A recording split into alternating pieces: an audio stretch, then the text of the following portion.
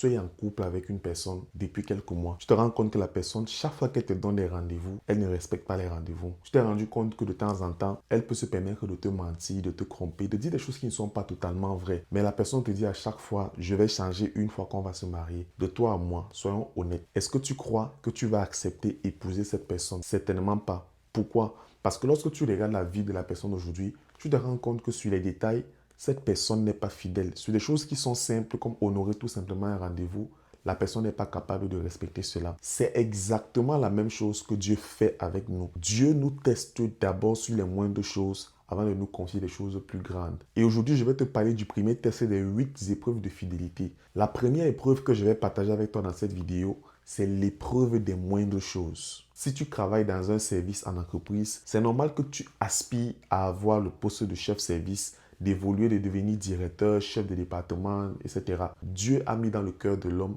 le désir de vouloir grandir, le désir de vouloir s'étendre. Mais Dieu, lui, regarde d'abord à ta fidélité dans les moindres choses. Dans la position où tu te trouves aujourd'hui, Dieu va regarder à est-ce que tu es fidèle dans ce que tu fais aujourd'hui. Mon fils veut devenir chef de service. Mon fils veut avoir plus de responsabilités à l'église. Mon fils veut gérer plus de personnes.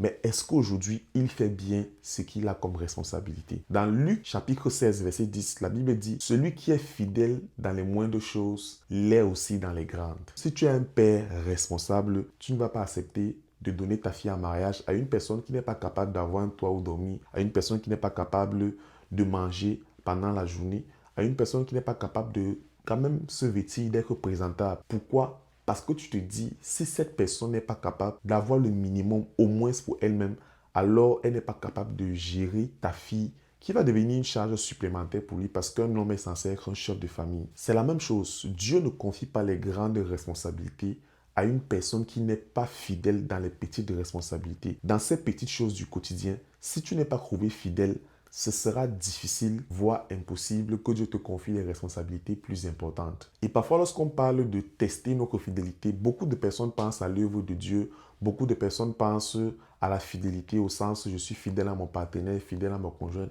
Mais en fait, ce sont des choses qui sont parfois simples. Les détails de notre journée, les détails de notre vie, les détails de notre quotidien. Dans les petites tâches domestiques, est-ce que tu ranges ta chambre au quotidien? Est-ce que tu es ordonné dans la maison? Si à la maison, on t'a confié une responsabilité, par exemple, ton travail, c'est de laver les assiettes ou bien de laver le sol, est-ce que tu es fidèle à faire cette tâche qu'on t'a confiée à la maison? Lorsque tu donnes un rendez-vous à quelqu'un ou lorsque tu as attendu un rendez-vous, est-ce que tu es ponctuel? Est-ce que tu travailles à être ponctuel?